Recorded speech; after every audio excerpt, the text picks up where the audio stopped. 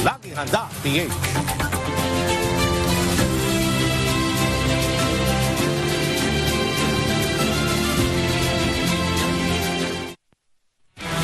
Bayan, ngayon pong tapos na ang pandemya, bubuksan po natin ang isang bagong kabanata.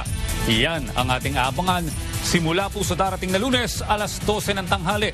Ang magpapatuloy sa pagbibigay ng impormasyon at serbisyo ng pamahalaan sa publiko, ang Bagong Pilipinas Ngayon.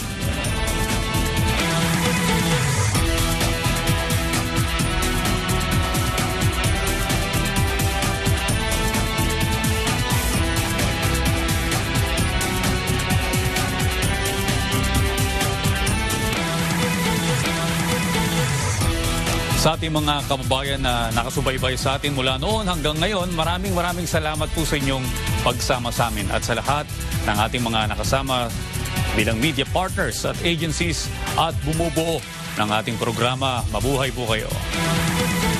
At dito na po nagtatapos ang ating programa. Ako po ang inyong lingkod, Audrey Goriseta.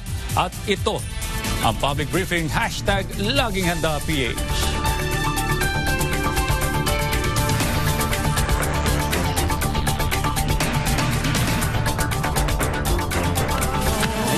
Natin to